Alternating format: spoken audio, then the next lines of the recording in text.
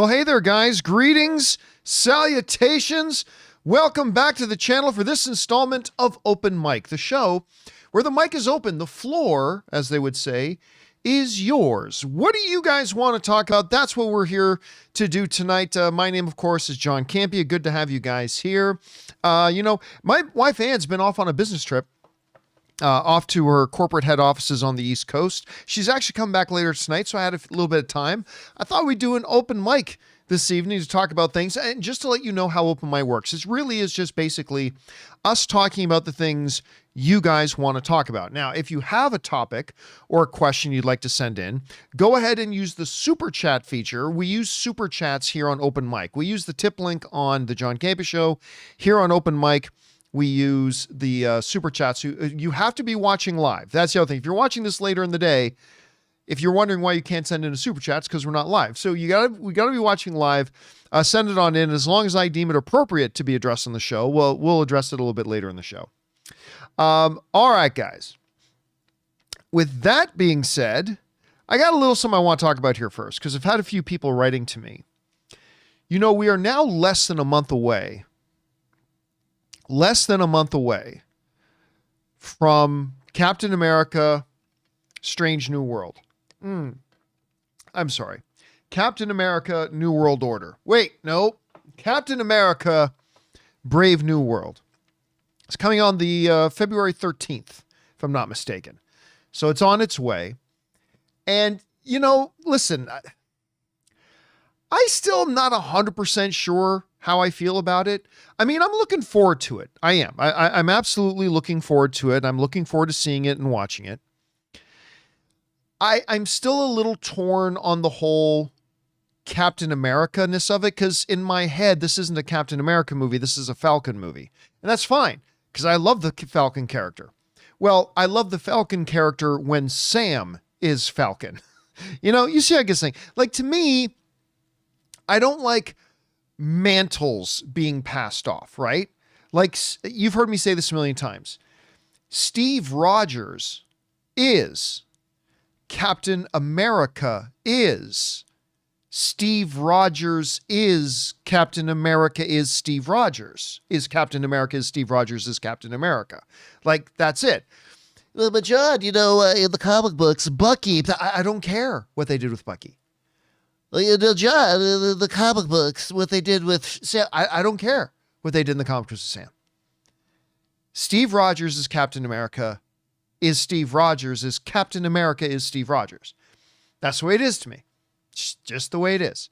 Just kind of like Bruce Wayne is Batman is Bruce Wayne is Batman is Bruce Wayne is Batman. That sort of thing, right?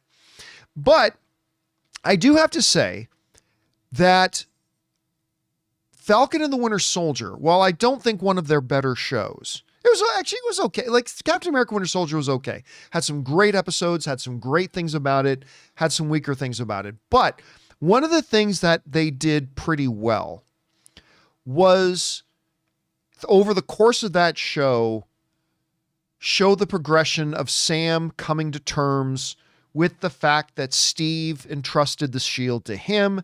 And what does that mean? What does that mean for him? What does that mean in general, and all that kind of stuff? And so, you know, I think one of the things that Falcon Winter Soldier accomplished well is the sense of, okay, I get why he now has the mantle of Captain America. That's fine. You can have the nickname, but you're not actually Captain America, because Captain America is Steve Rogers. Be that as it may. So I'm still, as an individual fan, kind of wrestling through that a bit, but still, I mean, look, I love Anthony Mackie. I think the Sam character in the MCU is great. And so I'm looking forward to it. And who doesn't want to see a Harrison Ford turning into a Hulk? It's everything you ever wanted, right? Okay, so that's fine. Now, the MCU, I think everybody agrees, we all agree, that the last bunch of years have not been the strongest years for the MCU, right? Like, some people think it's been bad. Some people think it's still been pretty good. But we all agree, right? Like, I don't think there's anybody who disagrees that the last, 5 years or so hasn't been the strongest period for the MCU. We can agree on that, right? Good. So we agree on that.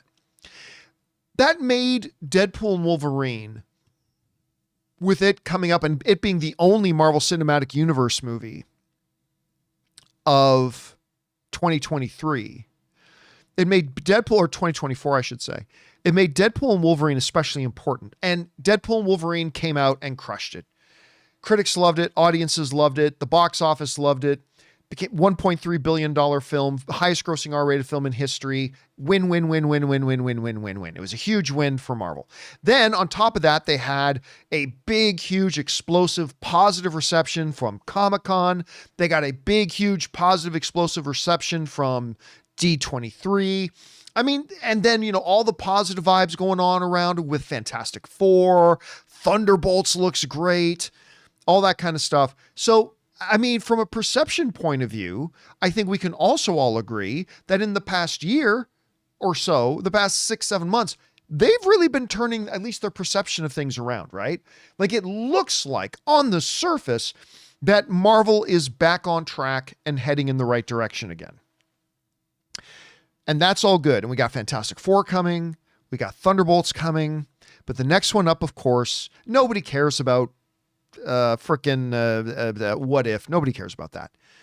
Agatha. And by the way, I almost forgot Agatha. Agatha was a surprising win for them.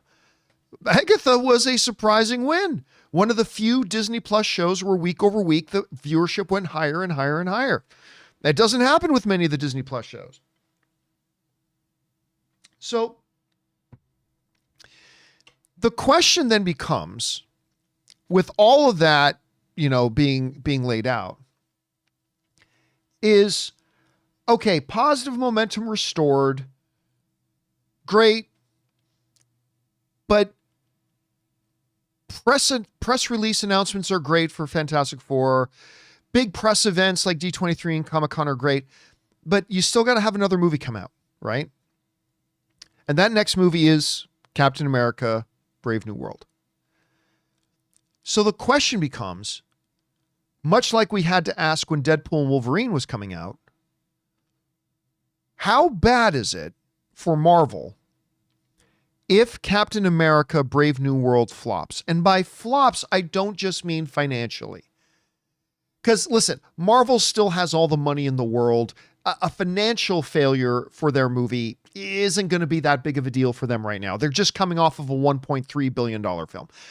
In this context, when I say flop, I mean falls on its face financially is one part, falls on its face with the critics, falls on its face with the audiences, and it's just a movie that completely underwhelms, and in general, the wider movie-going audience isn't thrilled with it. How much negative momentum, how much negative perception does that then angle the viewing audience's view of the MCU? Because again, like, remember, it was starting to get pretty negative. If you think back to before Deadpool and Wolverine came out, the general perception of the MCU was starting to turn pretty negative amongst the fan base, right? At least the most negative that it ever has been. Like, it certainly isn't remotely as negative as it has been with the DCEU or anything like that. But by Marvel terms, the perception of the general movie-going audience had started to turn kind of negatively towards the MCU. That all seems to be fine right now with Deadpool, CinemaCon, D23, Fantastic Four coming, all that kind of stuff. But what happens to that momentum if Captain America: Brave New World comes out and is a dud? And it's a complete dud. Now, let me be clear. I'm not sitting here suggesting that Captain America: Brave New World will be a dud. I've got hope in the film. Again, I'm a little cautious about it because of my feelings about who is Captain America and all that kind of stuff. Because Captain America isn't Bucky, it isn't Sam. Captain America is Steve. But that's aside. I actually think it's going to be pretty good. Especially since Kevin Feige took it back. Once he got control of the studio back, he went back in, did a whole bunch of reshoots to make it the way he wanted to make it. And by the way, he did the same thing with the Daredevil series, and that's looking awesome so far. So we'll see how that turns out. But let's say it does. I'm just saying for the sake of the discussion, not saying it's going to happen. Let's say it comes out and we all come out of that movie theater and go, well, that was a movie. How much of the goodwill that they have been building up over the past half to 3/4 of a year with Comic-Con, with Deadpool and Wolverine, how much of that goodwill gets leaked? How much of that goodwill gets spilt out of the boat? And how quickly or not quickly does that general movie-going perception turn negative again? Because, I mean, we're all excited about Daredevil. We're all excited about Fantastic Four. We're all excited about Secret Wars. But we weren't all feeling that way before Deadpool and Wolverine came out. And a lot of people forget that.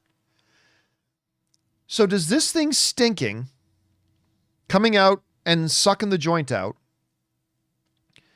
take away all of that? Now, here's the thing it's got going in its favor. Let's say Captain America 4 comes out and it's not necessarily terrible, but just not good. The good news for the MCU is just a little while after that, they've got Thunderbolts coming out. And you want to hear something shocking? Go back 3 years ago and say, John, do you think you'll be more excited for Captain America 4 or a movie called Thunderbolts? Let me see. I don't know. Captain America 4, obviously. I am actually more excited for Thunderbolts. You know what? I might have said this on the show before. I'm actually more excited for Thunderbolts than I am for Fantastic Four. And I was somebody who didn't care about Thunderbolts, but they have gotten me on board. They have totally gotten me on board. I am legitimately, I think it is my number one most anticipated MCU movie of 2025 is Thunderbolts. Not Captain America, not Fantastic Four. It's actually Thunderbolts. And it's weird because I didn't feel that way like even just like a little over a year ago. Today, I'm totally excited about it. That being said, so if Captain America 4 comes out, falls on its face with the audiences and all that kind of stuff, the good news is Thunderbolts is coming up quickly and maybe it can recover that leading into Fantastic Four.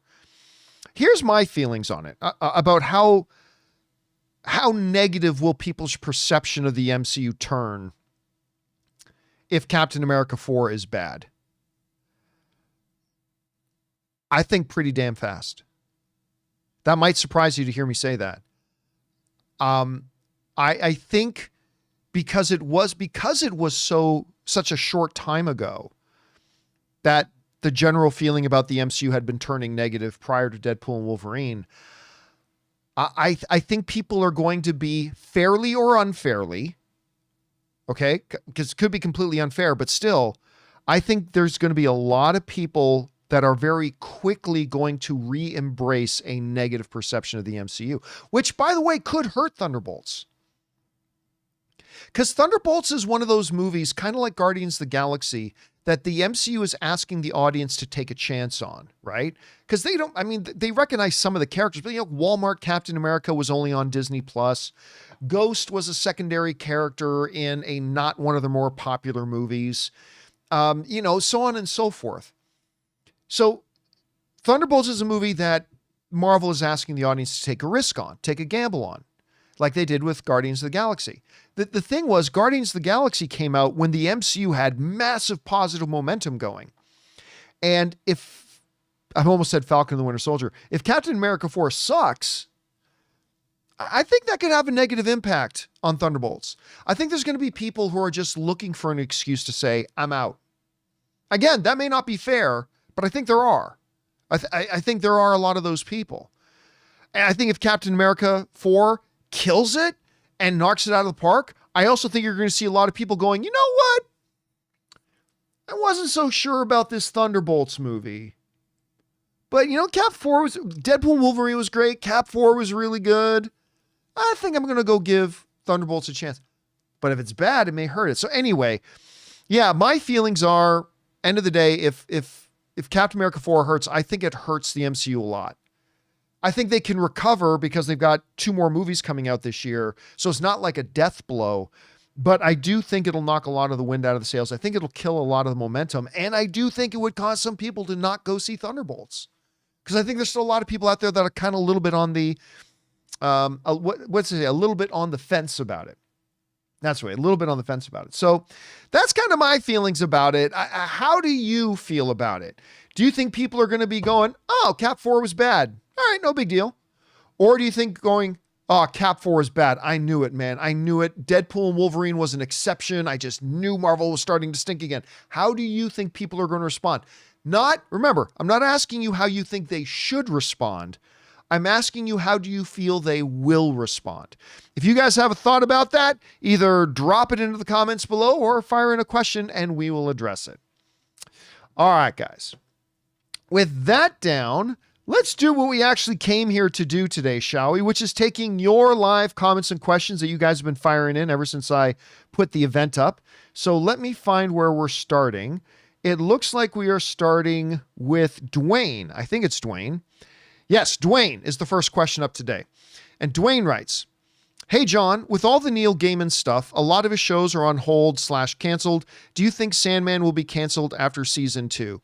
I'll be honest with you. I have not followed that one little bit, as I rarely do. I have not followed any of that stuff at all. I do know at this point, as far as my limited understanding, and everybody should understand, we all have a limited understanding of what's going on. As far as my understanding goes, it's still just allegations at this point. And so I don't know how much will or what. Now, listen, the entertainment business is all about perception, right? The entertainment business is all image. It's all image and perception. So if you're a company in business with Neil Gaiman, even just accusations have to make you put things on pause. They have to make you become cautious and put things on pause. How it'll turn out ultimately, I don't know, because I don't know any of the actual facts. So I really don't know if Sandman season 2 will happen, if it won't happen. I don't know, because we don't know anything yet. At this point, we don't know anything. It's understandable that some people are saying, hey, we got to pause until we know what's going on. But until actual facts come to light, it's really pointless to speculate at this point what will or will not happen. All right. Next up, thanks for that, Dwayne. Next up, we've got Suthius, who writes, some folks are so beholden to Daredevil that if the new show isn't good, then said folks will give up on the MCU. I don't understand that sentiment. I don't believe that's true. I think anybody who gives up on the MCU if Daredevil isn't good are probably already pretty precarious about how they feel about the MCU. Like, here's what I don't believe exists. I don't believe there are any legitimate number of people out there who absolutely love the MCU right now and love everything the MCU is doing. But if Daredevil is bad, I'm giving up on all of it. I think if anybody were to say they're giving up on the MCU if a Disney Plus show, look, no disrespect to Daredevil. You guys know I love Daredevil and I'm looking forward to it, but let's call it what it is. It's a Disney Plus show. All right. It's not even one of their major things, but I think if there's anybody who were to say, if I don't like Daredevil, then I'm ditching the MCU. My bet is those are people who are already pretty iffy on the MCU.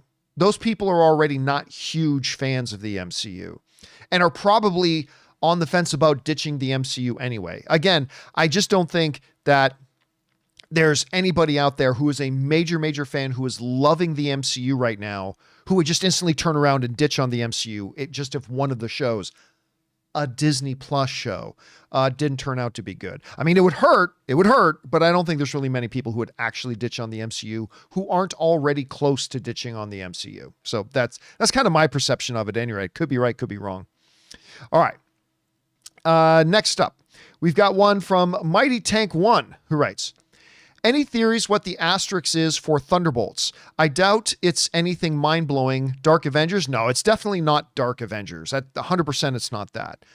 Not that I know for a fact. I'm just saying I highly, highly, highly doubt it's anything to do with Dark Avengers. The asterisk, you know what? That's been a big question mark for a long. I've heard some people go as far as an asterisk looks like a sun. And the sun is, I honestly don't know. unless we find out, like in the movie, that in the MCU's history, there was another team called the Thunderbolts. And now this is also the Thunderbolts with an asterisk. I mean, I really don't know. You know, and part of the reason I don't have a theory for it right now is because I honestly don't give it any thought. Until you brought up the thing about the asterisks, I'd completely forgotten about it. So do I think it's going to be anything major and important? Probably not. I mean, maybe it is. I'm going to guess probably not, just a guess. But right now, your theory is every bit as good as mine right now, man. All right. Thanks for that, Mighty Tank. Next up, we got Dwayne, who writes, Sylvester Stallone, Mel Gibson, and John Voight. I feel like that's the start of a joke. Stallone, Mel Gibson, and John Voight walk into a bar. Anyway, were just appointed today as ambassadors for Hollywood. Yeah, I heard about that. To apparently bring back the golden age for the upcoming presidency. Should we be worried? Okay, well, first of all, Dwayne, I'm not going to comment on anything political in this. All I'll say is you'd have a hard time finding. No, I won't even say that. What I will say is this. Nobody is in any position to proclaim ambassadors for Hollywood. I can do it too. I hereby decree that Ray Ora is ambassador, I don't know, to Munchkin Land. Therefore, I just said it. Yeah, see, there is no Hollywood that can accept or reject ambassadors. It's just somebody saying words, and it doesn't mean anything. What it is somebody who everybody does this. It's somebody who just found three other people whose politics align with their own and want to prop them up because they like him. Everybody else does it too. I'm not knocking on anybody here, but this is just somebody saying, hey, these are three people who actually like me. I'm going to elevate them, or at least pretend to elevate them. So it means nothing. So I don't really care. All right. Let's see. Next up, we've got Isaac Sanchez, who writes, Hey, John, on Sunday, me and my mom are going to the movie theater to see The Goonies. Nice. For the film's 40th anniversary. Have you seen that movie? Oh, of course I've seen The Goonies. Love The Goonies. That was just like, when I was a kid, man, The Goonies was just, it was like, basically it was Skeleton Crew, right? It was just great adventure. Like, how can you as a kid in a real town and stuff like ever find adventure? And they found, what was the name of the pirate? One-Eyed Willie? They found One-Eyed Willie's map. They're going to find the One-Eyed Willie's treasure. It's just such a great, classic, wonderful, God, I love that movie. And it's part of the reason that I loved Skeleton Crew so much, because it brought back so much nostalgia to that. Anyway, I'm really jealous you guys are going to go see that. All right. Thanks for that, Isaac. Next up, Suthius writes, how is your little camper doing with the camping? Is there a significant difference with range of your Tesla without towing versus towing the camper? Yes. As a matter of fact, let me see if I can bring up a picture of it. I'm not sure I'm going to be able to, but I'll try. Camper? Will that work? Nope. Let me try camping trailer. Let me see if I can bring it up there. Okay, there. Yeah, let me see if I can bring up this picture for you. So, let me see if this will work. It's not working right now, but I'll see if I can make it work. This might do it. Oh yeah, there it is. Okay. So that's my wife Ann, and that's our little camper. We have this great little camper. It's called the Happier Camper. That is the actual name of the thing. And we bought it on sale, and we really love it. Now, this little thing here, this tiny little trailer, and yeah, we tow it with a Tesla, which is kind of weird, but we tow it with a Tesla. But this little trailer has a kitchen. Let me bring up another picture of it here. This is when the day Ann and I bought it. This was when it was still in the showroom. It has a kitchen with a 2-burner stove, a sink, and a fridge. It has a bathroom. Look at the size of this thing. It has a bathroom in it with a shower. It has a microwave, cabinets, and a queen size bed. It doesn't have a TV in it, but what it has is a built-in stand, like a built-in bracket for your iPad. And then it has a Bluetooth speaker system throughout the ceiling. So what we do when we get into bed, we put up the iPad in the bracket, connect it to Bluetooth, have the sound come out. It's great. We love it. Now, when we are pulling it with the Tesla, like the Tesla, at least the Tesla Model Y we have, it normally will have about a 300-mile range on one charge. That drops down probably to about 160 range. So it kills almost half of your range when you're but that's the same as true as a regular thing. Like if you're hauling something with a gas vehicle, you're going to burn more gas doing it. So it drops our range down to about 160 miles when we travel with it.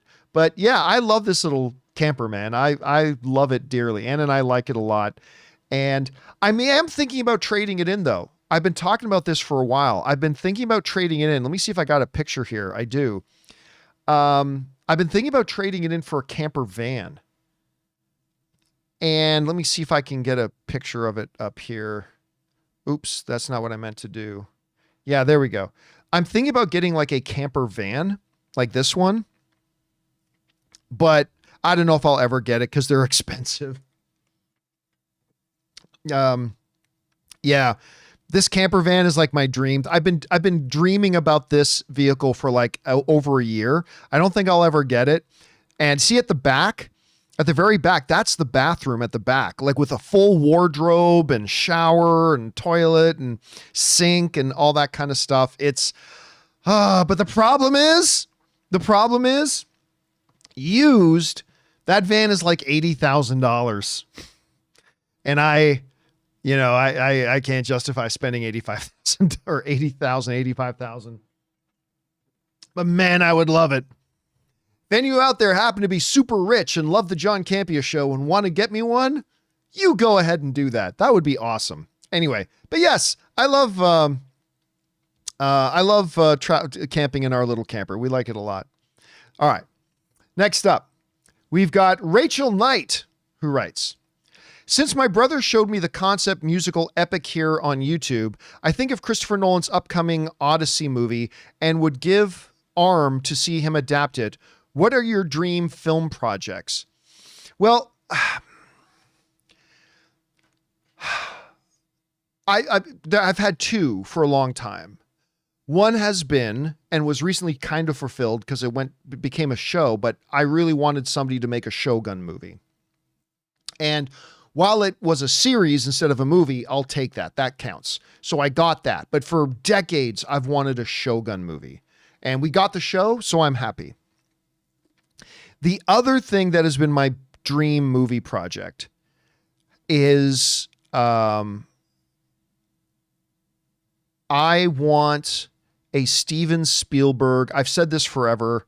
I want a Steven Spielberg directed Star Wars movie. I've always wanted that. I've wanted that for most of my life. A true Steven Spielberg directed Star Wars film. That would be the shit. I would love that so much. Don't think we're ever going to get it, but man, that's what I want more than anything else. All right. Next up. Thanks for that, Rachel. We got Richard K., who writes, I heard the show where you was talking about the new T'Challa casting. My pick would be Omari Hardwick. Your thoughts? Now, I don't watch the show. Help me out in the live chat. Correct me if I'm wrong. Is Omari Hardwick the guy from Power? I know there's like a 10-second delay between when I ask something and when you guys actually see it. So I'll just wait for a second. But is that the same guy from Power? Eminem Talks is saying, yeah, it's the guy from Power. Okay, so I've seen just little pieces of Power, and I know that's what he's from. Again, X-actor and X-role. I don't know. You could name any actor as long as I think they're a good actor.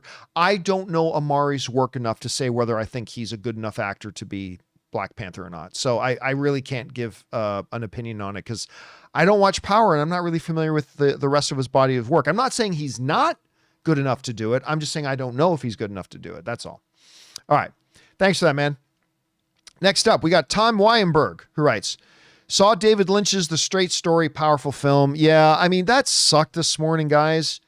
Me and Ray and Jonathan were in here, as we always are, and we're going through the final stuff, getting ready to do the show and going through all the checklists and getting all the graphics in place and blah, blah, blah. And the news dropped that David Lynch had died. You know, one of the things that I said this morning about it was that Hollywood is often kind of accused of suffering from too much sameness. And in a world of sameness, David Lynch stood out as a stunningly unique, somewhat eccentric, somewhat weird, but as a unique voice and unique visionary in the space. Man, when he made films, see, he's one of those rare guys, because a lot of the people who come out today and like are artists, they don't make movies, they make art. A lot of times their movies suck. And not all the time, but a lot of times they do. David Lynch was one of these really rare guys who could come out and make something so weird and different and psychedelic sometimes and whatever, and also make them engaging and really fun to watch. Not every one of his projects, obviously, but I mean, he was a guy who could do that, and that takes true genius. It takes true genius, and we lost a treasure. We really did. All right. Next up. Thanks for that, Tom. We got Richard K, who writes, also, my preferred DCU Batman case, your thoughts. Oh, you mean cast. Your thought, again, I don't care about X actor and X role questions, but I'll read through your thing here. Noah Schnapp as Damien. I don't know who Noah Schnapp is. Maybe I know who he is. I don't recall right now. Jake Gyllenhaal as Batman. Ian McKellen as Alfred. Ian McKellen's far too old now to even play Alfred, I think. And Ethan Hawke as Joker. He'd be interesting. Bryan Cranston as Commissioner Gordon. As far as Jake Gyllenhaal goes, Gyllenhaal was one that a lot of us thought could be Batman. Like leading up to who was going to play, Matt Reeves as Batman. Jake Gyllenhaal was talked about a lot. I mean, Jake Gyllenhaal had auditioned to play Batman. He, especially in that one boxing movie. What was that boxing movie he did? Was it called Southpaw? When you watch Southpaw, that dude got jacked and ripped. And people like, God, man, that guy's Batman. And he's a tremendous actor. He's an Academy level kind of actor. So yeah, that would be good. Again, Ian McKellen is, I think for Alfred, I think he's too old to play Alfred at this point. I know that sounds weird, but I got to double check it here. Let me bring it up. How old is Ian McKellen? Ian McKellen is now 85. I think that's probably, I mean, he still moves pretty good. He can still move and act and stuff like, I see Alfred as being older, but maybe like in his 70s, like in his early 70s. So he might be a little too old for that. Anyway. All right. Next up. We've got Richard again, who writes, could we get a big screen Buck Rogers reboot? I don't think so. I mean, I could see one of the streamers maybe someday taking a crack at a Buck Rogers series or something like that. But I think Buck Rogers, it was even a little bit, I mean, it was on in my lifetime, but I think I was a bit young to watch it. Anyway, I think Buck Rogers is one of those things that is kind of passed out of pop cultural consciousness. It's the same reason why I don't really think that anybody's going to make a major Flash Gordon thing. I mean, it had a kind of a bit of a resurgence because of Ted, and there was some talk about them doing a Flash Gordon, but nothing really materialized. There was talk of it and people said they were going to do it, but nothing really materialized. I think I don't see anybody doing a Buck Rogers. I could be wrong. I'd be interested in it, but I don't see anybody doing it, to be honest with you. But who knows? We'll see. All right. Fangblaze writes, I know time doesn't indicate film's quality, but seeing Cap 4 is only 2 hours worries me a bit. Oh, God, no. I hope it doesn't feel rushed. Guys, okay, hold on a second. Let me see if I can pull something up here, because I remember I had to pull this up before because of somebody. All right, listen. Do you know that Star Wars was 2 hours? How'd that turn out? Silence of the Lambs was under 2 hours. Whiplash was under 2 hours. Coco was under 2 hours. Best Picture Academy Award winning film The King's Speech, under 2 hours. One of the greatest films of all time, one of my top 10 favorite films of all time, The Usual Suspects, under 2 hours. Toy Story 3, under 2 hours. How to Train a Dragon, under 2 hours. Arrival, Denis Villeneuve's masterpiece, under 2 hours. The Sandlot, under 2 hours.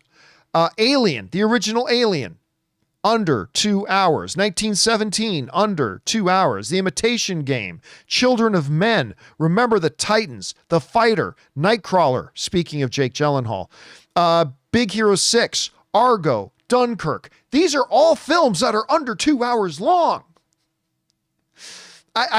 I don't understand this idea. Like, when did 2 hours start to be considered like too short?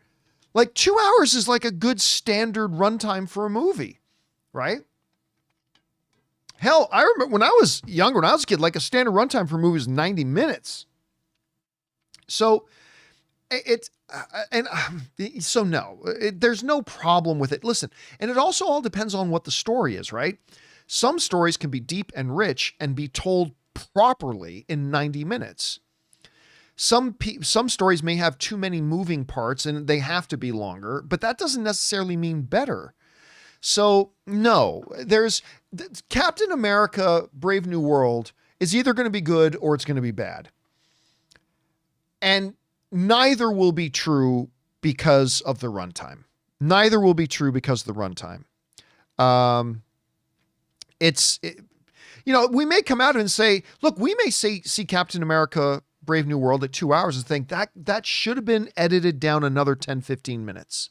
I'm not saying we will. I'm just saying I've come out of 2 hour movies and gone, you know what? This movie really would have sung if they edited about another 10, 15 minutes out of it, tighten it up, had better cadence, had better flow.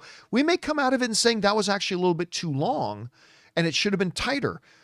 We can see a movie that's 3 hours long and go, man, that needed about another 10 or 15 minutes or 20 minutes to breathe. So no, there are a lot of things to maybe be concerned about for Captain America, Brave New World, but Fangblaze, I do not believe for a second the runtime is one of them. Not remotely is that one of the things to be worried about at all. Anyway, all right. Let's see. Next up, we have, again from Fangblaze, who writes, I know I'm a bit late to the party, but my favorite movie of 2024 was definitely Civil War. I thought it was an amazing story of what war will do to people and the effects it has on them. I thought it was a powerful movie. It wasn't the movie that I thought it was going to be, and that's not a bad thing. I was kind of going into it and looking forward to it, thinking it was kind of going to be something else. But it wasn't. It was something different, but it was still really quite good. I'm telling you, man, not to give anything away, but kind of the ending with the president, the Nick Offerman president thing at the end, that was pretty shocking, actually. But it wasn't, I don't think it ended up being on my top 10 favorite films of the year, but I certainly did like it. I thought it was really quite good. All right. Next up. We go to Fangblaze again, who writes, I just got to seeing Wolfman and I was pleasantly surprised. It had a good amount of heart to it and some really good tension to it as well. You know what? I took a pass on Wolfman. I decided not to go see it. I may go see it anyway. I think Anne said, again, my wife Anne has been out of town for a few days on the East Coast to her corporate head offices there. I think she said she might want to see it. So we might go see it this weekend, maybe. I mean, I heard some pretty good things in the first reactions. The reviews have been a little bit mixed. So I decided to pass on it at least until Anne comes home, and then we'll see. All right. Fangblaze again writes, after looking at all the 2025 movies coming out, I'm torn on if Fantastic Four or Avatar 3 is my most anticipated. I'm so excited for both of them. Yeah, I am really excited for both those films. Actually, you know what? It's funny because we did our most anticipated and the 2025 films with the biggest potential to be billion-dollar films. I'm telling you what, man, 2025, I like 2024 as a movie year. There were some amazing movies, man. I mean, between obviously Deadpool and Wolverine, Conclave, Anora. I mean, there were so many really great films that came out in 2024, but 2025 looks like it could end up kicking 2024's ass. And Fantastic Four, Avatar 3, Fire and Ash, right up there. But again, my most anticipated for me personally, my most anticipated film of the year is clearly Superman. Superman's the one I'm looking for. I can't wait for, don't get me wrong, even just in the comic book genre, cannot wait for Captain America, cannot wait for Thunderbolts, cannot wait for Fantastic Four, but they're all going to have to wait for me for Superman. That's the one I'm excited about the most. All right. Fangblaze again, who writes in, life's been really busy, so I haven't been able to catch your full show in a bit, but I remember you saying you planned on retiring sometime around when Superman came out. Is that still the plan, or are you going to stay a bit more? And by the way, tipped in like a $20 super chat. Thank you for that, Fangblaze. It's very generous of you, man. Look, I will say this, and then there are very good specific reasons why. I'm not going to be addressing my retirement anymore. So just so people know, if you send in questions about my retirement, I'm not going to address them anymore. But what I said at the time was I was aiming to retire sometime between when Superman, I was definitely going to wait till Superman comes out, but sometime around when Superman comes out and the end of that year. We are now in that year. It's 2025. So what I said was sometime between Superman and the end of the year. But I'm not going to address it I'm not going to talk about it anymore. Okay. What I said on open mic a couple of weeks ago was I'm not even going to let people know when I'm retiring. I am not going to make an advance announcement. What's going to happen is on my last, the John Campea show, at the end of the show, it's just going to be a regular, normal show. And I'm just going to then come out of nowhere and say, and by the way, thank you for joining us today on this episode of the John Campea Show podcast. And just so you know, guys, today was my last day. Today was my final show. Thank you so much for being with me and blah, blah, blah. And that's going to be it. There's not going to be any farewell tour. I'm not going to make a big deal out of it. It's just going to be boom, boom, boom, done. So anyway, that is the last I'm going to address it. So if anybody sends in questions, you guys are all my witnesses. If anybody sends in questions anymore about it, I'll just say thanks, but I'm not addressing my retirement right now. And then that'll be it. Because I'm done talking about it. Nothing left to say about it. And it'll happen when it happens. But hey, it's not for at least minimum another 6 months. Anywhere from 6 months to another year. So don't even worry about it right now. Anyway, but thank you for that. Okay. Next up, Fangblaze sends in one more and he says, recently watched Severance and man, it was great. I can't wait for season 2 in a few more days. The show is so weird in the best way possible. Yeah. And it's funny because I was mentioning this on the show the other day with Severance that I almost tapped out of it after episode 1. It wasn't the best first episode. Like the first episode of Heroes, remember, I believe it was an NBC show, with Milo Ventimiglia and stuff like that. That first episode, right from episode 1, that show hooked you, like completely hooked you. Severance didn't. And I almost tapped out of it after 1 episode, but my wife said, let's give it a second chance. And the second episode, I'm like, oh, okay. And then by the 3rd episode, I was hooked. And it's such a great, imaginative, original show. And yeah, I'm really looking forward to it coming back. All right. Next up, we have Where is it? Robert Presser writes, if Cap 4 flops, ultimately it won't ruin Marvel, but that's going to be a huge L, especially going forward if the majority of people aren't sold on Sam as Cap. Doomsday and Secret Wars can maybe fix it, but I don't know. I mean, and I think that's where a lot of the immediate consequences, like we talked about in the opening, I think the immediate consequences, if Captain America 4 is bad, is that it'll have a negative impact on Thunderbolts. Because again, I think there's a lot of people out there who are kind of on the fence about Marvel. And if Captain America 4 is really great, they'll go, yeah, let's give that Thunderbolts a shot. But if Captain America 4 is bad, they may go, nah, I'm out. I don't want to go see that one. It could help that. But in the long term, the bigger repercussions could be in terms of what are their plans for the Sam Wilson character. Because if their plans are for the Sam Wilson character to be a prominent figure like Steve Rogers was in Infinity War and Endgame for Doomsday and Secret Invasion, that could throw a wrench in things a little bit. Like if people hate, and again, I'm not saying they will. I am not saying people are going to hate Captain America 4, okay? We're just talking theoretically here. In theory, if the movie sucks and people hate it, short term, I think it'll have an impact on Thunderbolts. Long term, it could kind of screw around with whatever their plans might have been for Sam moving as far as the larger MCU goes. So yeah, we'll see. All right. Next up, we've got Jace who writes, hey, John, if Spider-Man were a villain, that's a terrifying thought, which hero's rogues gallery would you think he fits into best? Okay, so if Spider-Man wasn't Spider-Man, he was just this villain known as Spider-Man, who would be a hero that would be his best juxtaposition? That's a good question. Okay. So let me start eliminating some of the names. So he's in the Marvel. I'm going to assume he's still in the Marvel world. So let's eliminate some people.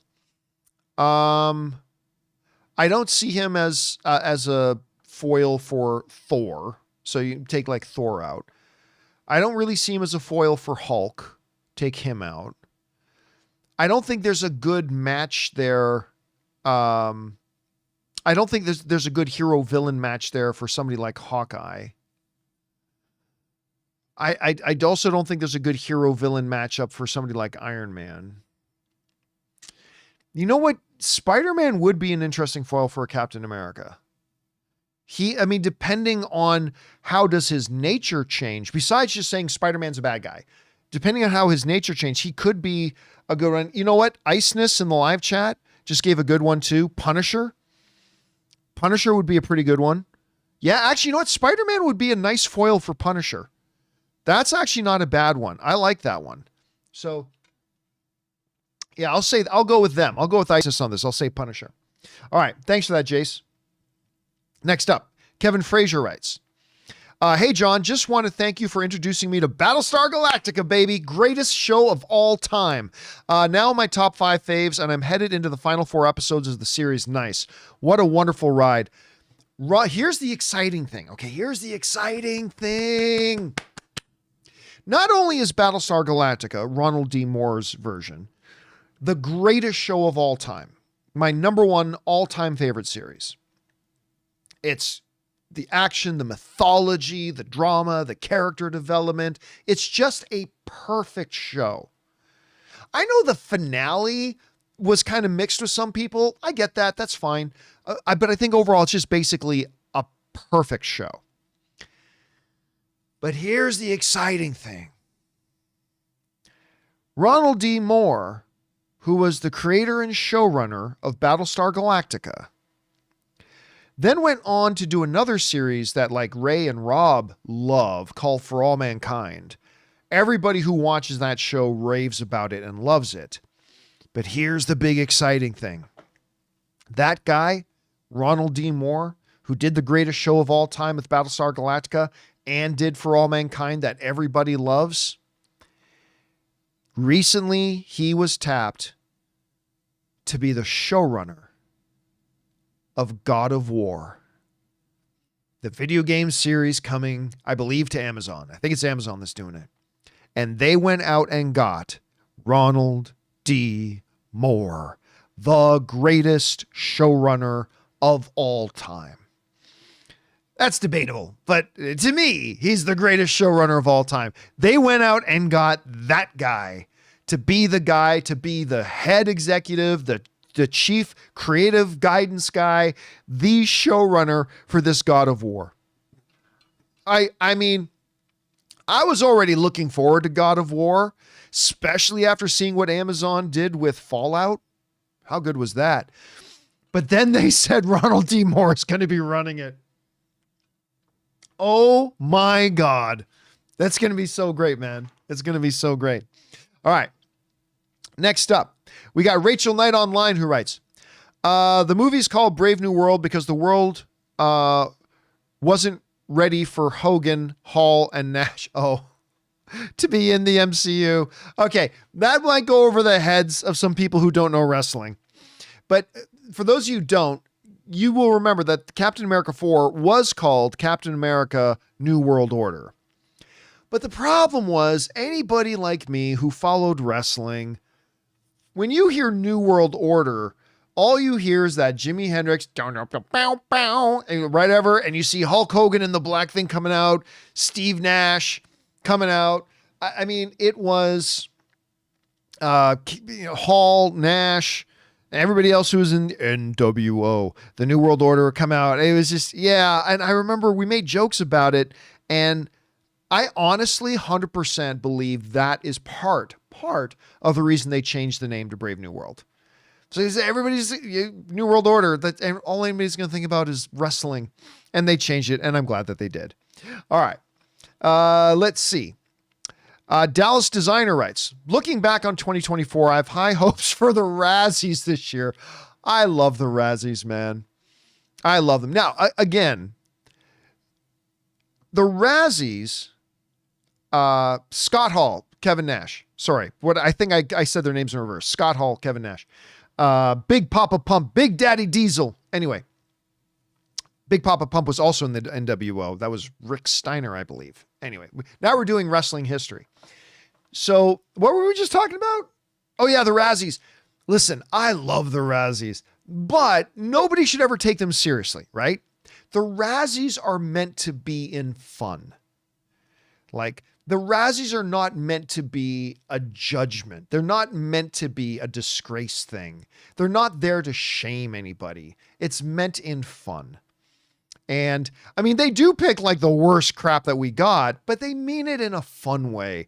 Like, that's why a couple of years, the people who have won the Razzies have actually showed up to accept the awards. One of the greatest things ever was Halle Berry. A year or two after winning her Oscar, for Best Actress at the Academy Awards, she won the Razzie for Catwoman. And she went to the ceremony and went up on stage and accepted her Razzie. It was one of the greatest things ever. It was fantastic. So they do poke fun at the worst of the year, but it's not meant to be taken seriously, right? So, but I do love the Razzies. And man, I mean, just call it the Craven Awards this year. As far as I'm concerned, just call it the Craven Awards and call it a day. All right, next up. Rav writes, Ben Stiller, underrated director, Severance and others. Ben Stiller's a very good director. You know what? To be honest with you, I don't know if he directed any of Severance. I don't think he directed any of Severance. Let me look this up for a second. I know I think he's the creator and producer of Severance, but unless I'm mistaken, I don't believe that he actually directed. No, he directed 3 episodes. I stand corrected. Ben Stiller directed 3 episodes of Severance, which I'm sure were good. Unfortunately, he also directed Zoolander 2. But he directed a little film called The Secret Life of Walter Mitty, which was actually a really nice little film. Like, not one of my favorites of the year or anything. And he directed Tropic Thunder. Hey, listen, I think Ben Stiller, I'm a big Ben Stiller fan. I am a big Ben Stiller fan. I like the guy a lot. I don't know that I'd say he's one of the most underrated directors.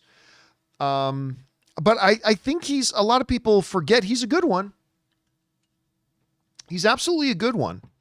And I always look forward to seeing his new stuff. All right, next up. Spencer Smothers writes, what trailers will we get during the Super Bowl? Okay, that's a great question. It's always one of the big questions. Like, I'm certain 20% of the audience who watches the Super Bowl specifically watches it for the movie trailers. I'm convinced of that. Anyway, I don't really know. I mean, the one I know for sure we're going to get is a more fuller Superman trailer. We're going to get another Superman trailer. I think James Gunn has already, you can correct me if I'm wrong, chap, but I'm pretty sure James Gunn has already confirmed that. So we'll definitely get that. I fully expect a Fantastic Four trailer. Probably another Thunderbolts trailer. I'm not really sure. It's, here's the thing. I'm the type of guy that I don't believe a movie should be putting out trailers any more than like 4 or 5 months out from the movie coming out. I think it's absolutely stupid, ridiculous, and a waste of time and money and energy to be putting out trailers like 9 months, 10 months before. But one of the things I would make an exception for that is Super Bowl, because you don't have anything else in North America that's going to have a bigger audience. I mean, that's it. The Super Bowl is the biggest audience of the year, period, by a lot. And if you want to get that audience, that's the time, even if it means maybe dropping a trailer a little earlier than you normally should. So honestly, it could be anything. But again, I would, as far as the genre stuff goes, I would definitely put my money on Fantastic Four, Thunderbolts, and I think we know for sure we're getting another Superman trailer. So, but it's going to be fun to see, man. All right. Next up, Isaac Sanchez writes, do you know Leonard Maltin, the movie historian and critic? I'm just curious. I have met Leonard Maltin. Listen, when I was growing up as a kid, one of my big things is I would stay up and watch Entertainment Tonight. And Leonard Maltin was the film critic of Entertainment Tonight. And he was even before Siskel and Ebert, he was the film critic I knew. He was the film critic. To me, that was him. It was Leonard Maltin. Now, I've been lucky a couple of times to meet Leonard Maltin. I was even actually lucky enough a couple of years ago, Leonard Maltin and I were both nominated at an award show. And I actually won. It's one of the craziest things ever. Me and Leonard Maltin were nominated in the same category, and I actually won.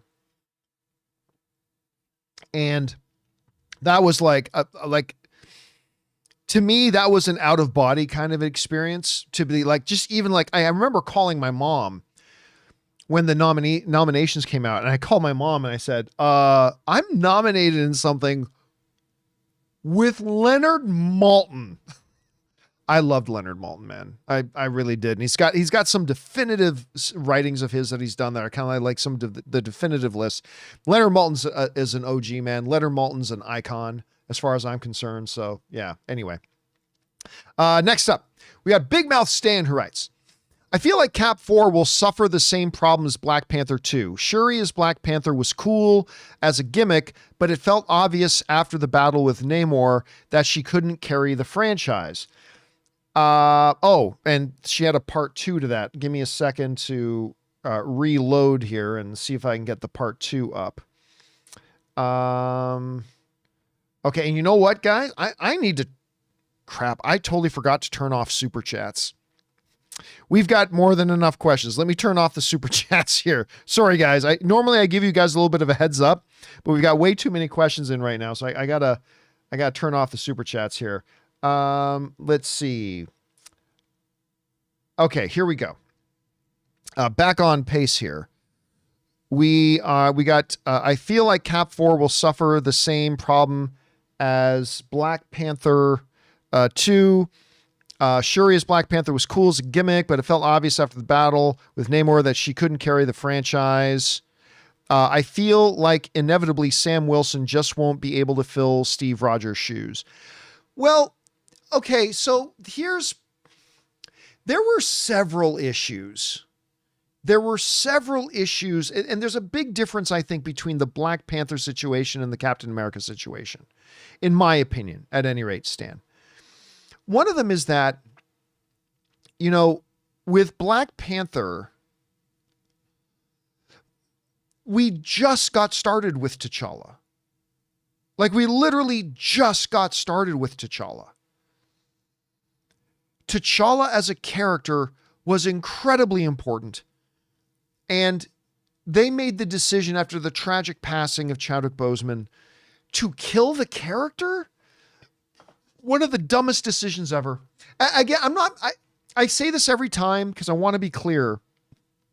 I don't get mad at anybody for making the decision to kill off the character because I know their heart was in the right place, right? Their heart was that they wanted to honor Chadwick, but they picked the wrong way to honor him.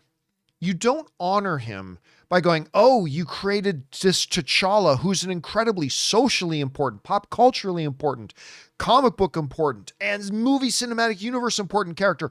My God, Chadwick Boseman brought that character to life and rose him up to prominence. And just when he's ready to take a really big place in the MCU, oh, Chadwick's not here to play him anymore? Well, then just get rid of him. Just get rid of the character then. Get rid of him. That's not how you honor Chadwick Boseman. You honor Chadwick Boseman by picking up the torch. You pick up the baton for him and you carry on for him. That's how you honor him, not by killing like the greatest artistic work that he was able to do.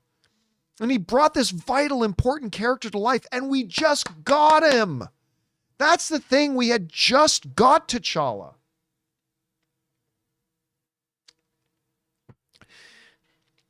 On the other hand, Captain America had been around for, I lost count of how many movies he was in, and was the centerpiece of the MCU for over a decade, right? For a long time. And they had kind of brought, in their way, Steve's story to a close. And then they passed the baton off, right? So one character was just getting started.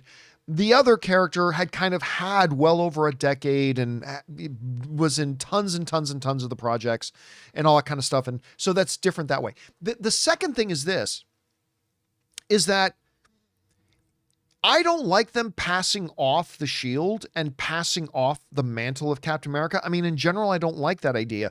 But if you're going to do it, Sam's the guy you do it with. Like, that's the right guy to do it with. He was his closest ally. I mean, one could argue Bucky, but for part of it, he had to be hunting Bucky, and Bucky was a killer and all that kind of stuff. So whatever, but you can make the argument that Sam was his closest ally. Sam was fellow military with him. He was on the run with Steve when they were on the wrong side of the law. You could at least say that, hey, I didn't like that they passed the shield off, but if you're gonna pass the shield off, Sam's the guy you do it to. That's the one you hand the shield off to. There's really no other choice. That's him. Bucky has murdered too many people and had been an assassin for too long, even with the extenuating circumstances that he had been. His brain was all melted, stuff like that. Plus, he's not 100% stable. And Bucky couldn't be Captain America next. Unfortunately, he couldn't be. Sam was the right guy to do it. Shuri was not. Shuri is one of my favorite characters in the MCU. Her and M'Baku, from one movie, Black Panther 1, M'Baku and Shuri became two of my top 5 favorite MCU characters. But Shuri was so obviously the wrong person. Wait a minute, the lab girl? You're looking for the warrior defender of Wakanda, right? You're looking for the warrior defender of Wakanda. And you're going to get the lab girl. Why not Nakia? She literally in Black Panther 2 battled her way into Namor's, what's it called? Talocan? I think it's Talocan. Battled her way into Talocan, rescued Shuri, battled their way out. She is a global warrior, and she was the betrothed of T'Challa. Why the fuck would it make any sense to any brain cell in any person to think, nah, not Nakia. Give it to Skinny Lab Girl. That's who should be the new Black Panther. What? How did that make sense? Made no sense. Absolutely no sense. None. So, yeah, Cap was a character that was around for well over a decade. T'Challa had just gotten started. At least they passed it off to the guy who absolutely made sense. They totally gave it to the wrong girl. I mean, it either should have been the two obvious choices. The two obvious choices that it should have been was either, even Okoye. Like, you need a warrior defender of Wakanda? How about Okoye? But it should have been one of three. Okoye, 10 times better choice. Nakia, 20 times better choice. M'Baku himself, 20 times better choice. M'Baku, the guy who came within a hair of straight up one-on-one, totally fair combat with T'Challa, came within a hair of beating him anyway. Nah, none of those people. Let's get the lab girl. Yeah. It's stupidest thing they could have done. Dumbest thing they could have done. So I would suggest that the two situations are the Captain America situation and the Black Panther situation are actually two very different things. And not to mention, they made an entire TV series in Falcon and the Winter Soldier as a full transition of Sam becoming Captain America. Again, I still have my reservations about it. I do. But they did everything right to get us to this point. Now we'll see if it works. We'll see if it works. All right. You know what, guys? We're going to take, we've been going for over an hour already, so we're going to take just a quick brief break here for a moment, and we're going to thank the sponsor of tonight's episode of Open Mic, our friends over at CookUnity. We want to take a second to thank a sponsor of today's video, CookUnity. You ever feel like so much of your day revolves around planning meals or preparing food, especially when you're trying to eat healthier? I know we all do, but that all changes when you discover CookUnity. Now you can enjoy vibrant, chef-crafted meals without spending hours in the kitchen. It's freed up so much of my time and energy to focus on my other goals. CookUnity partners with award-winning chefs, the same chefs you see on TV and those five-star restaurants, to create small batch meals just for you. These meals are made with fresh, local, in-season ingredients delivered right to your door. And here's the best part. They arrive fresh, not frozen, and all it takes is a few minutes to heat them up. I recently tried their Mom's Sunday Sauce Rigatoni, and it was incredible. Plus, knowing that I'm supporting local chefs and sustainable suppliers makes every bite even better. Whether you want variety, convenience, or just better food, CookUnity has it all. Reset your routine with convenient, mouth-watering meals crafted with local ingredients by award-winning chefs. Go to cookunity.com/Campea or enter the code Campea before checkout for 50% off your first week. That's 50% off your first week by using the code Campea or by going to cookunity.com/Campea. And thank you to our friends at CookUnity for sponsoring tonight's episode of Open Mic here on the John Campea YouTube channel. All right. With that down, guys, let's get back to the final big group of questions we have here, shall we? Still got a bunch to get through. Next one up comes to us from Simon Section, who writes and sends in a $20 super chat. Thank you, Simon, for supporting us on that level, man. Simon writes, "Hey, John, I enjoyed the Daredevil Born Again trailer, but I can't think in my head, let us all march forth and dare to devil towards Disney and see if they will echo same mistakes." I'm sure you're trying to do a play on words here. Let me try reading it again. I'm sure there's a play, Punisher, Echo, all the shows. Let me try this. I enjoyed the Daredevil Born Again trailer, but I can't think in my head, period. Let us all march forth and dare to devil I'm really trying. Dare to Devil towards Disney and see if they will echo same mistakes. I can totally tell you're trying to do a fun play on words, but I'm not piecing it together here. Sorry about that, man. And dude, you support us with like a $20 tip. I feel bad about that. Thank you so much for that. But I can't, I know you're doing a play on words, but it's a little just disjointed there for me to put together. Sorry about that, dude. All right. Next up, Andy writes, over under 70% that The Boys season 5 will make an eating dogs and cats joke. So I bet they're going to do it. Oh, 100%. 100%. Well, not 100%. I'll say 90%. 90% that they do that as a joke. I feel pretty confident that's one they'll probably do. All right.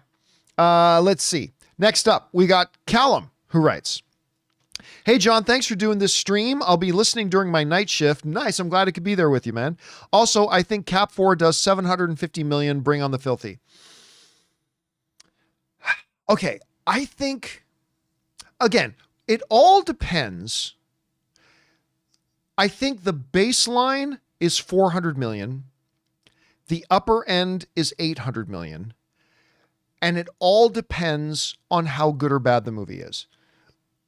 Like, I think if Captain America Brave New World is great, if it's great, I think it has a chance to hit that 750 to 800 million range. If it's great.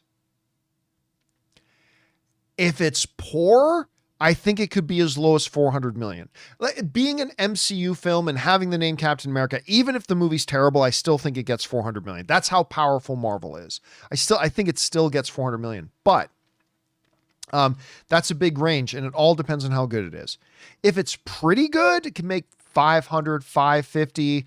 If it's really solid, it can make like 650. If it's great, I think it can be 750 to 800. But again, it all really depends on how good or not good it is. I'm keeping my fingers crossed that it'll be really good, man. So here's hoping you're right. All right. Let's see here. Next up, we got Mr. Noon, who writes, Walker Scobell, who's of course in that movie with Ryan Reynolds. Damn it. What was that name of that Netflix movie you did with Ryan Reynolds? I can't remember the name of it now. Anyway, he's also the new Percy Jackson. Walter Scobell as Link in the Zelda movie. It's Adam Project. Thank you guys in the live chat are saying Adam Project. That was the name of the movie. Thank you guys. I grew up next to him. Fun fact, his dad is a real Navy SEAL in Captain Phillips who took the sniper shot. Walter Scobell's dad is actually in Captain Phillips. I did not know that. That's pretty good. Okay, so Walter Scobell is great. I really like this kid. I hope he's able to transition into adulthood and keep acting and developing as an actor. Anyway, I guess it all depends on how they're going to approach Link in the Zelda movie. They may want to go a little bit older. I'm going to guess they are going to get a little bit older. Or at least go a little bit older.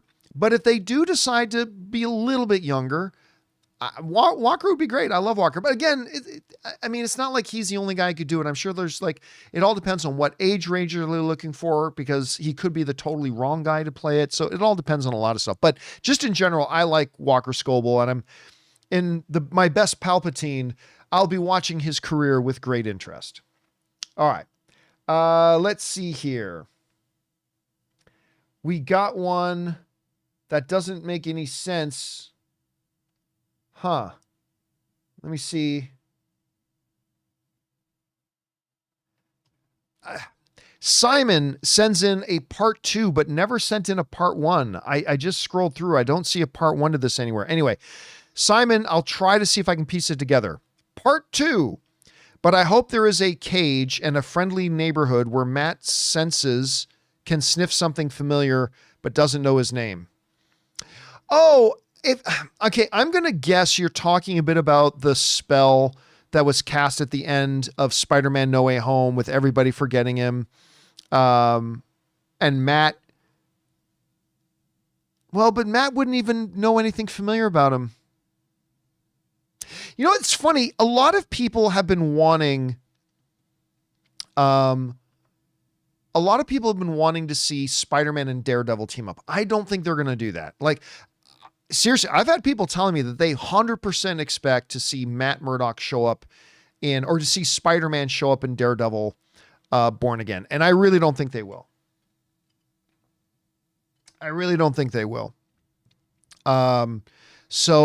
But I mean, again, I think it would make a lot of people happy, All right, next up. We've got Jake Campea writes, Wolfman was great. I've never seen a werewolf movie solely about the transformation like this was. Are you planning on seeing it? I wasn't really, but then I found out, like I said a little bit earlier, my wife Anne, I think, is interested in seeing it, so I'll probably go. My favorite werewolf movie of all time, actually my favorite horror movie of all time, period, is American Werewolf in London. That movie, to this day, I still find incredibly creepy. I love that movie, not to be confused with American Werewolf in Paris. That movie sucked, but American Werewolf in London, man, is still my all-time favorite horror movie. So I got a soft place in my heart for werewolf movies. All right. Let's see. Next up, we've got Eminem Talks writes, do you think we'll see some involvement from Wakanda or Talocan in Brave New World, or finally get an update for the Shang-Chi end credit scene? Okay. As far as Shang-Chi goes, no connection. I don't see any connection between what this movie is and Shang-Chi. So no, I don't expect to see any Shang-Chi announcement or anything in a post-credit scene for Captain America 4. I still believe we're getting another Shang-Chi movie, but I don't know when, and it wouldn't make sense to have it connected because there's no connection with any of the characters in Captain America. So probably not. I don't know why Wakanda would be involved. This isn't vibranium. It's adamantium. I believe they've already said that, right? I believe this is said it's adamantium. So I don't see why Wakanda would be involved. Talocan could be involved because it's in the oceans, but I don't think it's anywhere near Talocan. So my guess is, and it's just a guess, I don't believe we will see any of those things. I don't think we're going to see Shang-Chi in a post-credit scene because why would we? It doesn't seem to have any connection. I don't see why there would be any Wakandan presence in this. Maybe a mention of Wakanda, but probably not involved in it. Like if they determine that the celestial coming out of the ocean, Tiamat, was actually now made out of vibranium, well, then maybe the Wakandans would be interested, but I don't see that. And I don't think this is actually physically anywhere near Talocan. So my guess is none of the above. That's my guess at any rate. All right. Next up, we have Who is Chris, who writes, when do you think the Michael biopic teaser will come out? I'm hoping Super Bowl because where's the promotion? Well, as far as where's the promotion goes, why would there be any promotion right now? Let me just bring this up here. Michael release date is in October. So like we're only in January, February, March, April, May, June, July, September, October. The movie's still 8 months away. Why would there be any promotion for it right now? Like that would be my question. Why on earth would you be promoting a movie that's still 8 months away? So that's my one thing of that. But again, with Super Bowl in February, that is the one time that I think it actually is acceptable and kind of makes sense.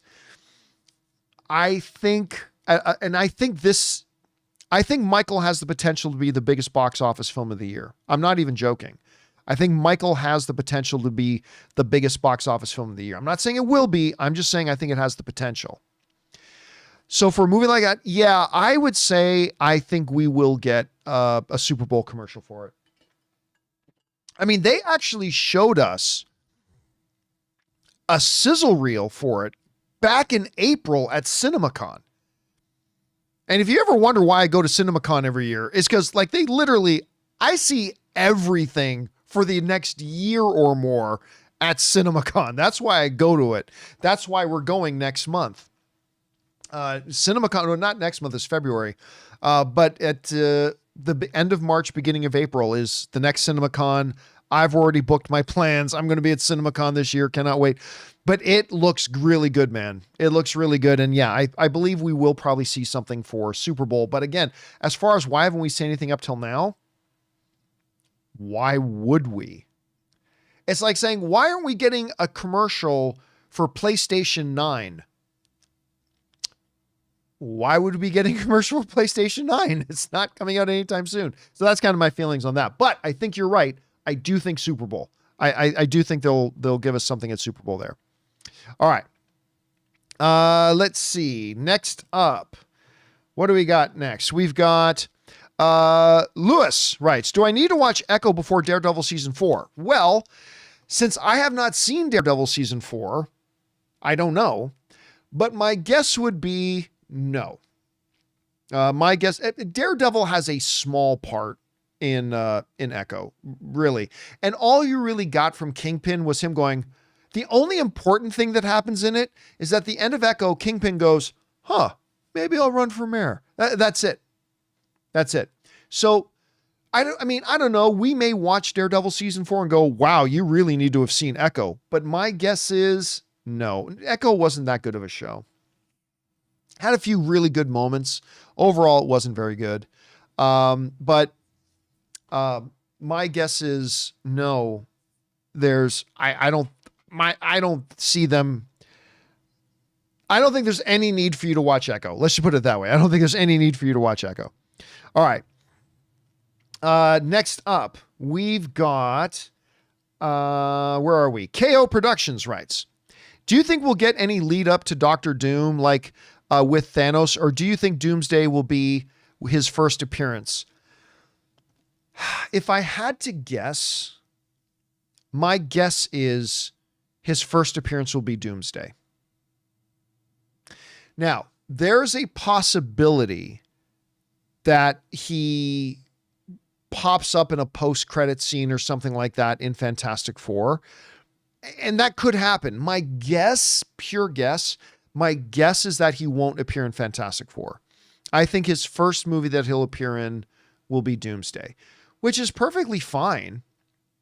Like, that really, look, if we had not seen Thanos at the end of the first Avengers movie, if we had not seen Thanos in Guardians of the Galaxy, and you alienated my favorite daughter, Gamora. If we had not seen him in Guardians of the Galaxy, if we had not seen him in that one post-credit scene where he goes, fine, I'll do it myself, it really wouldn't have mattered. Because the first scene we get with him in Infinity War was all you needed. That was all you needed. And there really wasn't that much of a build-up to Thanos, right? Like, because he was literally on screen, maybe a grand total of 2 minutes in all those other things. So we did get a bit of a build-up to him, but really not much. And that way they introed him right at the beginning of Infinity War, attacking the Asgardian ship, beating the shit out of Hulk. That's all you needed. And so I don't really think we need any kind of a build-up. I think there's going to be a load of buzz. I think there's going to be a load of anticipation.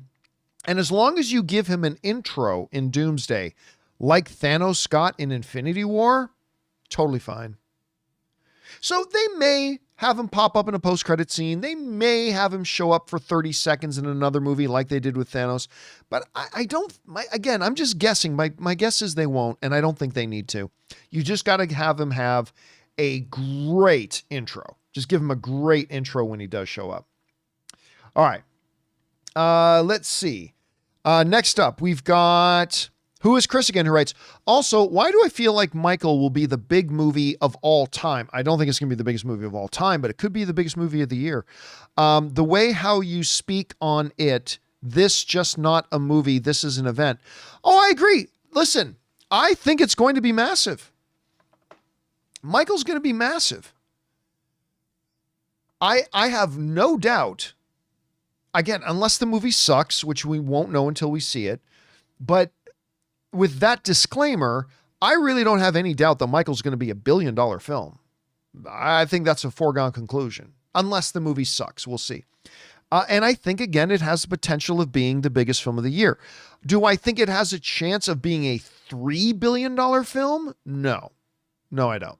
No. It's going to be big. It's going to be massive. Maybe even biggest film of the year. But I don't think a musical biopic, especially over a controversial figure, has all the potential to still be big, still has all the potential to be the biggest film of the year, but I don't see it being a $3 billion film, which is essentially what it would have to be to become the biggest film of all time. So, big, yes. Biggest of all time, probably not, though. But I am looking forward to it. I think it's going to be quite good. All right. Next up, we've got Super Nintendo Charmers, who writes, "It's great having daily movie talk show. Thanks for the great work." Oh, thank you, man. I appreciate that. Yeah, I still remember talking to AMC. You know, I started working for AMC when we didn't have a video show. AMC initially hired me. I still remember the first time I got a call from them. Well, the first time I got an email from them, and then we had our first call. And they wanted to start up an online movie division, and they wanted me to run it. And all they had a vision for was a blog, articles. That was it. And I told the guy who was my boss and the guy who recruited me, his name was Justin Gardner. I had a great relationship with Justin. We would argue and scream at each other all the time, but I loved working with him. I loved that he was my boss. He was so supportive. Anyway, but I remember telling him right from the get-go, just so you know, I am going to push and push and push for us to develop video, because I knew that was the way things needed to go. And then when they gave us the okay to go video, I remember I said right away, I'm going to start pushing that this should be daily. Because remember, I modeled my podcast when I was doing the movie blog, and I modeled everything after kind of an ESPN format, right? And I believe that needed to be daily. And I kept pushing with AMC that we need to make this daily. So they let us start doing video. We proved the proof of concept, and then I started pushing. This should be daily. This should be daily. This should be daily. And they eventually let us get there. And hence been doing it kind of daily ever since. Anyway, thanks for that, man. Really appreciate that, dude. All right, next up. Daniel Rahimi writes, "Can we officially say that Interstellar is one of the greatest films of all time due to its resurgence and legacy?" No, absolutely not. I think it's in the same league as The Godfather. That's great. I don't. I personally, and I like it. Don't get me wrong. I really like Interstellar. Interstellar is great. But saying it is one of the greatest films of all time, first of all, you can't officially say anything. That's a pure matter of subjective opinion. You can say Avatar is the highest grossing box office film of all time, because that's a fact. That's a discernible fact. That's a statistical fact. Interstellar is great. I certainly don't think it's one of the greatest films of all time, but it does have a great place in the lexicon. A lot of people like it. The very fact that it was able to come out and still have, like, on its 10th, was it its 10th anniversary? I think so. And still have a lot of people, that speaks to its staying power.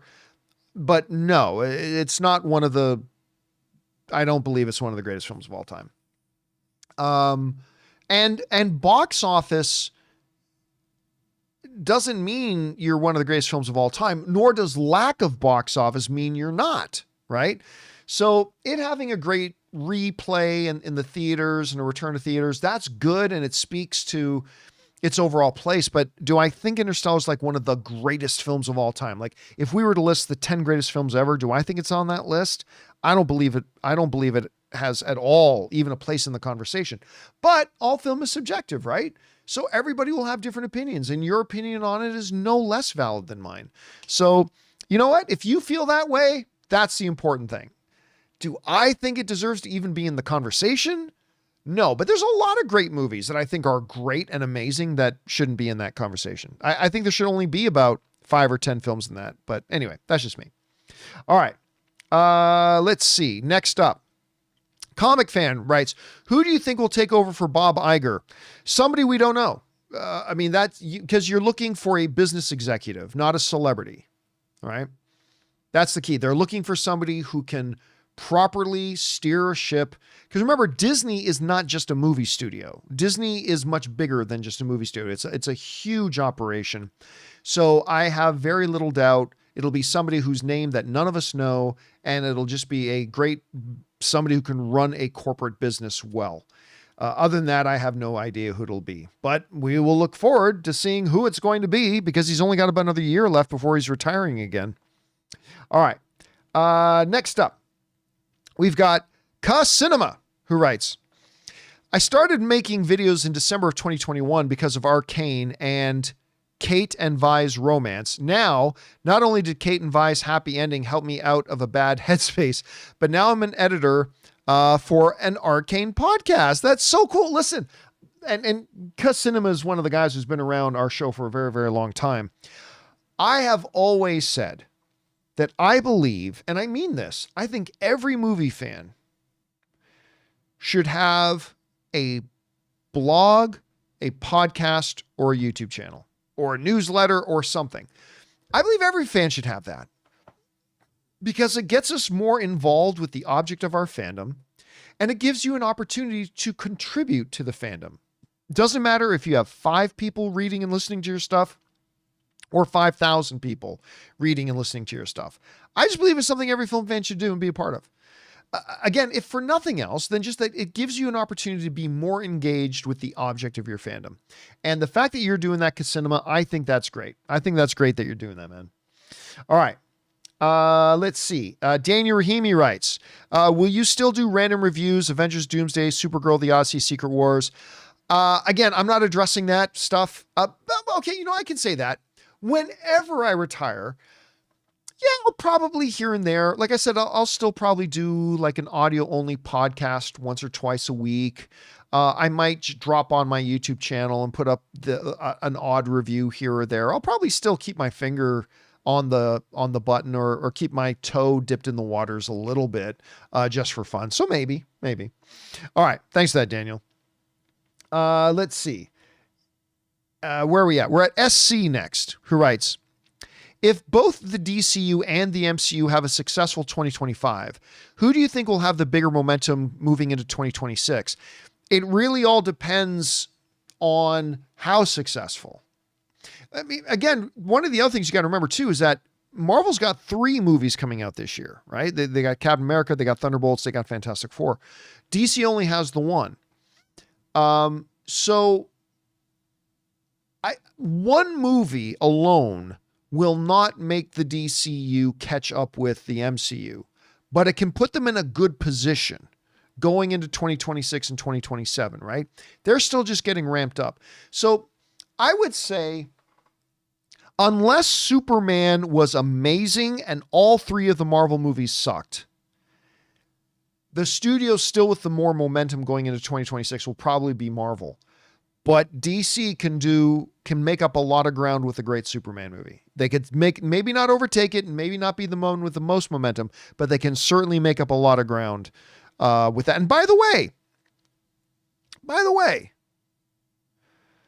nobody is cheering for DC's success more than Kevin Feige is. Because Kevin Feige, he's made these statements before. He believes that a healthy, thriving DC universe is only good for the MCU. Because a lot of the average movie-going public doesn't make a distinction between corporate names. They just know, hey, comic book movies are great. Let's go see the next comic book movie, right? So nobody's cheering for DC's success more than Kevin Feige is, and nobody's cheering for Marvel's continued success than James Gunn is. Not to mention, James Gunn and Kevin Feige are good friends. So let's hope that everybody does well. But I think the one going into 2026 that will still have the more momentum is still the MCU. But again, Superman can make them catch up a bit. All right. Keaton writes, if Swamp Thing and Clayface are successes, will Warner Brothers Will Warner Brothers maker sequels? You probably just mean make. Will Warner Brothers make sequels, or have they learned their lesson from Joker 2? Guys, everybody keeps looking for formula. The problem with Joker 2 was not that it was a sequel. The problem with Joker 2 was just that it was a bad movie. It's like, oh, making sequels equals bad. No, it doesn't. They just made a bad movie. They made a horrendously bad movie, but it had nothing to do with the fact that it was a sequel.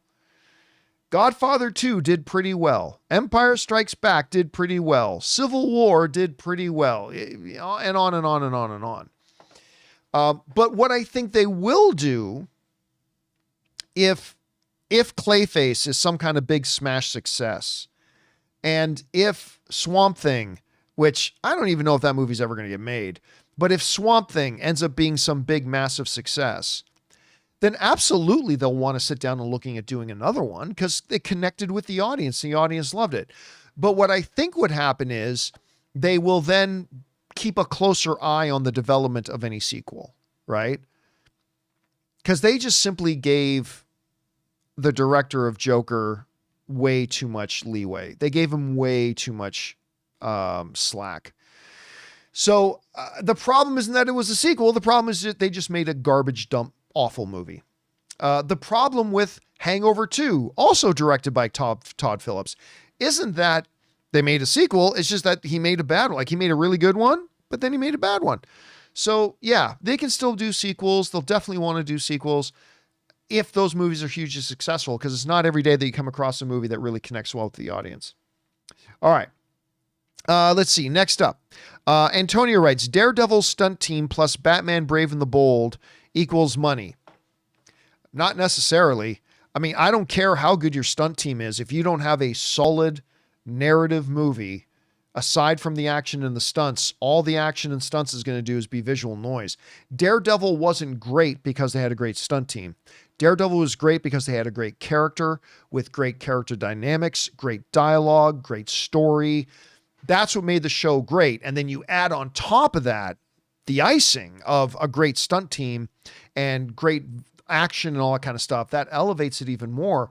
But if you don't start with the most important thing of a great story, great characters, great mythology, great narrative, great dialogue, if you don't start with that as your foundation, it don't matter how good your stunt team is. It's just going to be visual noise. So they better get that part in line first. And then if they do, yeah, then great, then great action, everything like that. That just takes it up a notch. All right. Last question. Coming to us from the Super Chats, Eminem Talks writes first, did you see the Spartacus House of Asher trailer? We talked about that on the John Campea show earlier today. Second, could the casting of T'Challa be for an older Prince T'Challa from another universe? Then it's not T'Challa. See, that's the thing I've been trying to tell people. It's like, if you get T'Challa's son, that's not T'Challa. It's another guy that happens to have the same name, but it's not T'Challa. The Chadwick Boseman portrayed character, T'Challa, is the important thing. That character is the important thing, not the name. It's like killing off Luke Skywalker, and then on his travels, Han Solo comes to some planet where he happens to come across another guy who also happens to have the name Luke Skywalker and say, there, Luke Skywalker is back. No, he's not. That's not. Yes, that guy has the same name, but that's not Luke Skywalker. That was Luke Skywalker. So anyway, that. And as far as Spartacus goes, like what I said on the John Campea show earlier today, is I see this stupid discussion going on about, no, John's still working, not retiring. No, somebody doing a podcast as a hobby just for fun, that's not working. That's just doing a little bit of a hobby. Anyway, up until recently, Spartacus was in my top 3 all-time favorite shows. Top 3 all-time favorite shows. It got bumped out of the top 3 because of Shogun, but it's still my top 5. I love it. And Asher was a great character in it. And the key thing that makes me excited for Spartacus House of Asher is the fact that the same showrunner, Stephen DeKnight, is running it. He did that, and just so you know, he's also the same guy who is the showrunner for Daredevil season 1 that got the whole thing started. So that's my main reason for being really excited. And yeah, I mean, it might suck, but I'm looking forward to it. I'm hoping they can recapture some of that magic. All right, guys, you know what? I'm still going to take a little bit more time here. This is what we're going to do. If you're watching live right now and you're in the live chat, look in the live chat right now. I just put in a thing. It says, if you have a question for me, I'm not going to answer all of them. I'm just going to pick a couple, but put in capital letters question, : and then I will pick one or two questions and we'll go from there. All right. First one up. John A.M. is writing, question, do you think Greta Gerwig's Narnia movies will be a viewership success? I hope they are, but I honestly have no idea why they're making this. And I am a huge C.S. Lewis fan. All right. I've read C.S. Lewis that probably many of you have never even heard of. Like I was a big theology fan of C.S. Lewis. Like I was reading Mere Christianity and Screwtape Letters and all that kind of stuff before I ever read the Narnia books. But I really don't know why they're even making this. And I certainly don't know why Greta Gerwig has chose that project as her follow-up to Barbie. So, I mean, it's possible and I hope she has success, but my guess is probably no. My guess is just a guess, but probably no. All right. Let's see if I can find another one here. Nick is saying, are you looking forward to Severance season 2? Very much. I'm really excited. I can't wait to watch it tomorrow night. I'm really stoked about it. Let's see. Josh Mooney writes, over under 30% chance Commanders can beat the Lions. I will say under 30%, but it ain't zero. I'll give them a 20% chance. So I'll take under 30 on that. Let's see here. Freddy Krueger writes, can you get Netflix without ads for live events like example WWE? No. Even if you are a subscriber of the top tier, live events like that are going to have ads. It's just part of it. There's no way around it. You're going to get ads because they're taking commercial breaks. So what are you going to do? Like, what are you supposed to do? The show is taking a break for a commercial. So Netflix, I suppose they could, when they go to commercial break, just put up a black screen. So you don't have to watch commercials, but you're still going to get a black screen anyway, right? Because it's live. They can't edit it. So no, as of right now, if you're watching live events like WWE, you're going to get commercials. It's just what they have to do. All right. Larry Reed says, did you hear that they are making another Goonies movie? Well, here's the thing, Larry. They've been saying that literally for about 7 years. I even go all the way back to my movie blog days. I remember doing stories on movie blogs that, hey, this just came out that they're going to try to do another Goonies movie. And then at AMC, we talked about, hey, it looks like... So I'll believe it when it happens because they've been talking about doing another Goonies movie for well over a decade without exaggeration. So I'll believe it when I see it. You know what I'm saying? Nicholas writes, are you more excited to watch Superman or Fantastic Four? Well, I just said a few minutes ago, Superman. Superman's my most anticipated movie of the year. What's going to be better? Impossible to say. Impossible to say. Both of them have fantastic filmmakers. Matt Shakman, who did WandaVision, is doing Fantastic Four. He's going to do a great job because WandaVision is the best thing Marvel's done on Disney+. And then you got James Gunn, who has made killer movies for both Marvel and DC. So I don't know which one will be better, but the one that I'm definitely looking forward to the most is Superman, beyond a shadow of a doubt. Let's see. Joshua Riley writes, hey, John, what's your work history like? Just curious how you ended up doing what you're doing. Loved if you could add more color to it for me. Well, I mean, I've done a lot before I started blogging. Like I worked in law. I worked in construction. I worked in a visual effects company. I worked in churches. I did a lot. How I got started, though, was movies were my lifelong passion. I'm just going to give you the short version here. So back in the day, I started a blog and I called it The Movie Blog. It was so early that that domain was still available. And I started the movie blog and I did it as a hobby, and it got bigger and bigger. And like I started off with like 15, 20 people reading it. And then it got to like 100,000 people reading it a month and like 200,000 people reading it a month. And then Time Magazine did a story on me, which was called Boys Who Love Toys. There's an unexpected new superpower in the world of film. That was the name of the article. Boys Who Love Toys. There's an unexpected new superpower in the world of film. Talking about the power of like the emerging influence of online film pundits. And so they brought me down to LA and they did a photo shoot with me, everything. That ultimately led to my channel, my blog growing. I made my first check from Google AdSense for $400.